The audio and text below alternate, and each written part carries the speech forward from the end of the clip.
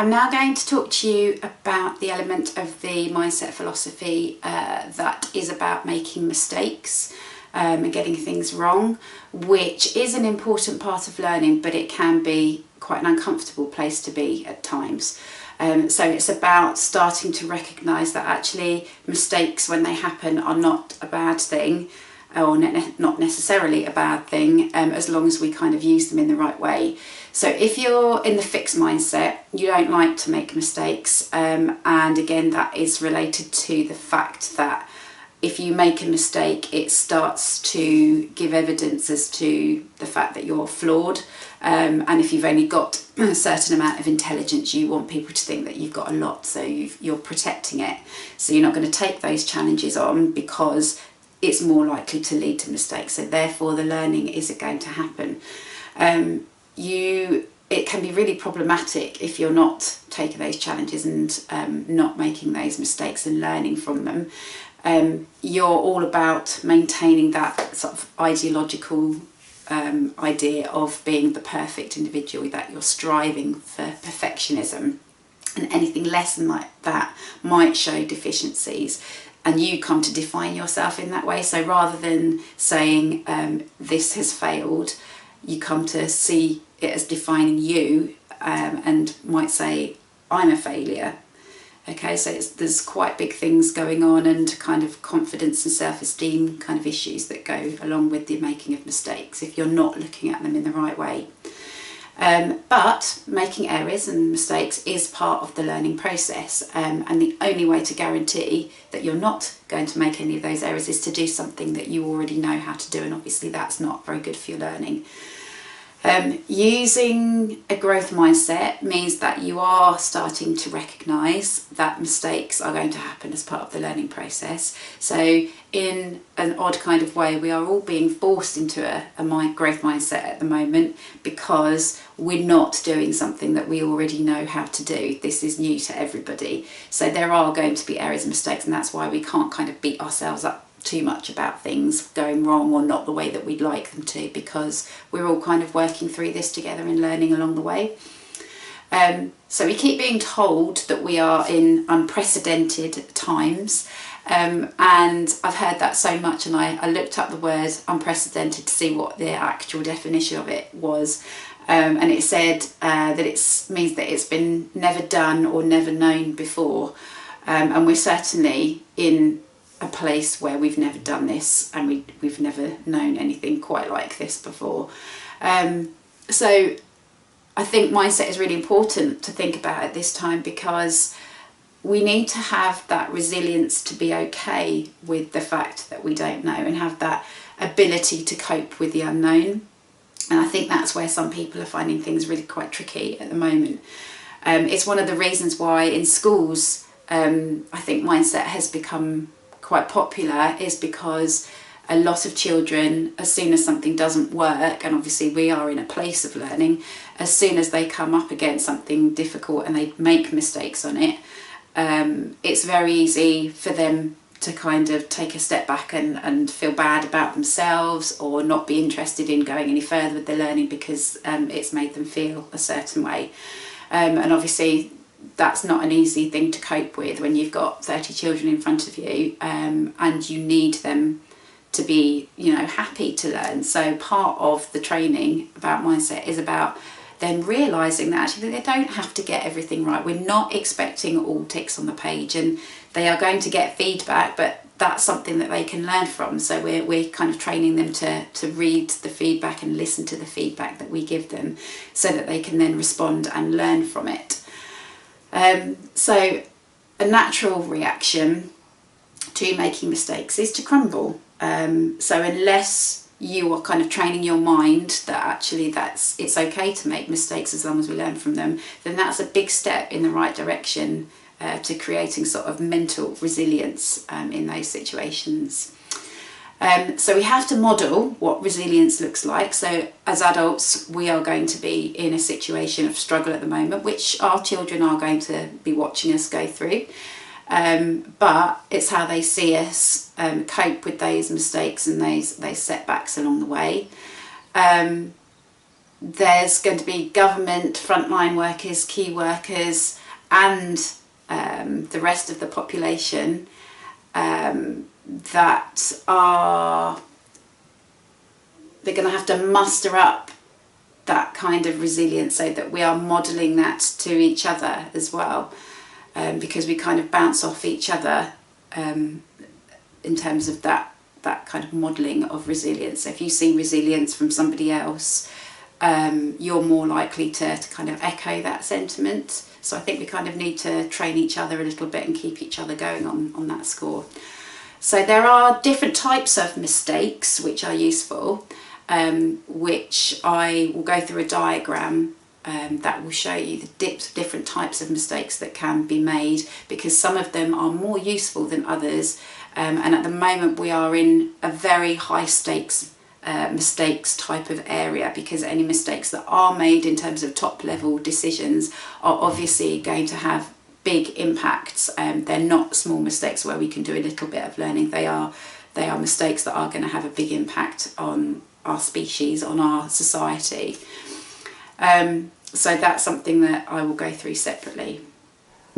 This is a recreation of a quadrant that I've seen used to help you think about mistakes. It was created on the Mindset Works website. I will put a recreation of it on my website that's better than this. This is kind of from my own notes. But just to kind of explain to you briefly about different types of mistakes. So if you have a look at the quadrant, you can see that up the side here we've got the learning opportunity and whether it's high, because all mistakes have some sort of learning opportunity from them. But obviously some mistakes have higher learning opportunities, and that's what you see across the top of the quadrant. Down at the bottom are the ones that have a high learning opportunity to take from them, but they're not quite as high. And then along the bottom you've got your intentionality, so how much intention was there to make mistakes. So the mistakes on this side of the graph, the intention was not there or it was low. And then on this side of the quadrant you can see that it's a higher intentionality. So I'm just going to quickly go through each of these different parts of the quadrant. So there's the stretch mistakes, which I think is a very good learning opportunity, and I think this is probably where most of the kind of idea of challenging yourself in growth mindset comes from.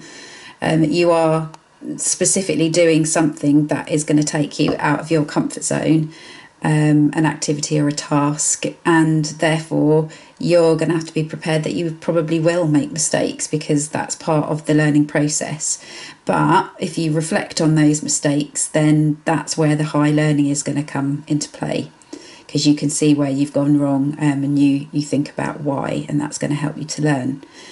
In the aha moment mistakes, they're also good opportunities to learn in that area, but you haven't really intended to make the mistake, so it's harder to plan for those kinds of mistakes, and we achieve them. We achieve what we intend to do, but then realise that it was a mistake, that we've done so because of some sort of knowledge that we've lacked. So you might make incorrect assumptions, or you might make systematic errors, or you might misremember something. So we can gain aha moments from making those mistakes by thinking about what's happened, but it's not really until after you've achieved what it is and then realise there's something wrong. It's not until that point that you kind of realise that you've made a mistake. So at the bottom here are sloppy mistakes. These are mistakes that we make when we're doing something we already know how to do, but we do it incorrectly because we lose concentration and focus. And that's just part of being human, so we all make mistakes like that, especially like if we're tired or we've not kind of set ourselves up to learn in the right way. And they can signal an opportunity to learn, to enhance our focus. For example, look at our environment. Maybe you've got study habits, that something's not working, and you know how to study better because you've realised something's not working. And then the last bit here, which is really the area that we're in with Covid-19, I would say, in terms of our leaders, for example, anyway, are the high stakes mistakes. And these are the kinds of mistakes that can be catastrophic. So we're talking life and death situations. So you need to put processes in place to be able to minimise those mistakes. And obviously there are things that might happen where we're going to have to learn from things, but there's more at stake. Performance situations can also be considered to be high stake places for error, because if, for example, you were going into the Olympics, or, it doesn't have to be Olympics, any kind of high performance situation where you've been training to do something and you need to get it right, there are still opportunities to learn if you make mistakes, if you allow yourself to do that. So you can learn from them, but obviously there's more at stake again. And you can embed learning from making these mistakes, but you do have to understand that there's going to be sort of results and impact on the results if you try and if you take risks and might make mistakes because of that, but you can reflect on what's happened. Looking to other countries, it's important that we look to other countries to learn from them, and also to look at the things they've done well and that have worked well, but also the things that haven't gone so well, and maybe analyse why those things haven't gone well. So are there mistakes that we can learn from? Because part of this that I think is kind of interesting is that as a world we're kind of staggered in how we're going through all of this. So we are not the first country that has had to deal with this situation. So there are other countries such as China, such as Italy, South Korea, who we can look to see what's going on, and they're a bit further down the line, and what mistakes they might have made that we could maybe improve on. There are other countries that are in a similar situation to us at the moment, and there are going to be countries that are further down the line or haven't even reached the point at which they've got this virus. So for instance, I can see a lot of developing countries that are starting to look at how this is working, and actually if the developed nations can kind of work out some of the best strategies around it, that's when hopefully we can then help, once we're through it, we can then help other countries that are not so developed to work out how they are going to get themselves through this crisis. So a mistake that we don't want to be making at the moment in this country is we don't want to be not listening to that message about staying at home, because that could be an error that, if one or two of us make it, is going to lead to us having to lock down for longer, and we all want to get away from a situation where that is necessary. So a few days ago, just before the really good bout of weather, I saw Matt Hancock, the Health Secretary, saying that he was giving us an instruction as a country. It wasn't a request, it was an instruction. There's been countless photographs that I've seen on the media and social media that are making the rounds, which are NHS staff with signs up with their masks on and all their PPE gear, basically pleading with us that we are here on the front line for you, stay at home for us. So some emotional pleas there. I saw some pictures of Manly Beach in Australia, I think it was about mid-March, where we were really starting to take on this idea that we'd got to stay at home. There were pictures from Australia showing a beach that was absolutely packed with people, and then a couple of days later they showed the same beach from the same angle and it was absolutely deserted. So just within that small moment between those two photographs being taken, the Australian people had realised, my goodness, this is quite a crisis that we're in, and we are going to have to listen to the messages.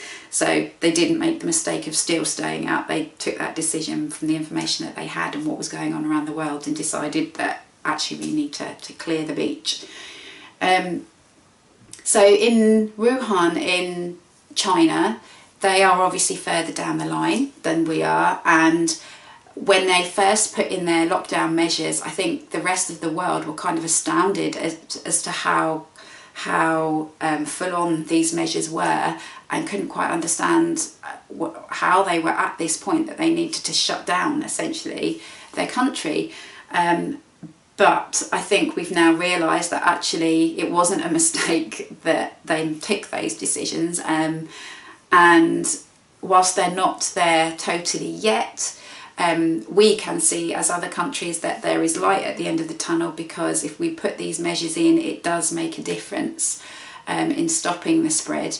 But I think what we're all mindful of is that we don't release those measures of lockdown too quickly, and we get a second bout of this, which is going to be even worse. And I think we're all looking to China to see what is actually going to happen there. One mistake that it might be suggested that we've made in the UK, well, there's a couple of mistakes really that I kind of had in my mind from all the things that I've been seeing on the media. One mistake I think certainly at the moment that has been talked about a lot is this lack of PPE equipment. So there are hospitals that are saying that they don't have enough stock and they're going to run out, and that their workers quite rightfully are not happy on the front line because they feel like they're basically there to shield the rest of us. But the government have said at various points that there is the stock, and it's more a dispatch problem about getting, it's not the stock isn't there, it's about getting it to the places that need it. So that's one area, and there's been, like I've talked about in the other videos, there's a lot of companies that are coming together to try and do their bit and try to get more of this equipment out there. So that's one area. And then the other area is, I think there's going to be a question at the end of all this as to whether we actually locked down soon enough. And I think that's really, really difficult, because the government were trying to use the science and were trying to slow down the spread so that the NHS could cope. So releasing things and then putting the kind of accelerator on and making us stay at home. And then by kind of putting that pressure on and taking it off, that was hopefully going to stop the NHS being pressured at just one particular moment where they couldn't cope. So you could see the ideas behind it and the science. You could see that other countries were doing things slightly differently. And I actually have somebody who used to live next door to me, who lives now in Spain. And I remember seeing a post from him on Facebook saying, you guys in Great Britain, look after yourselves, stay home, this virus is nasty. And they obviously were a bit further down the line and could see the issues and the problems, and maybe it took us a little bit longer than it should have done to realise that. But, you know, like I say, this is an unknown situation and we are all learning. But let's hope that that wasn't a high stakes mistake for some people. So I think the last big thing really that I wanted to discuss was the idea about our planet, because before all of this, because we've kind of had our eye taken off this a little bit because of everything that's going on, but there's been a lot of talk about our planet and how we are basically destroying our planet and trying to put measures in place where we are considering our planet more and taking the pressures off that it is obviously feeling. A big part of that is CO2 emissions, and because of the lockdown we could see a radical reduction in CO2 emissions this year, but without a concerted effort that is certainly not going to continue, because as soon as things get back to normal, the likelihood is that it's all going to shoot up again. I saw an article in Time magazine on the 1st of April which said that an unprecedented impact of the economic shuttering due to the coronavirus outbreak is striking blue skies and clear water in places from Venice to Beijing, Los Angeles to Bangalore, where only 2 weeks ago population dominated.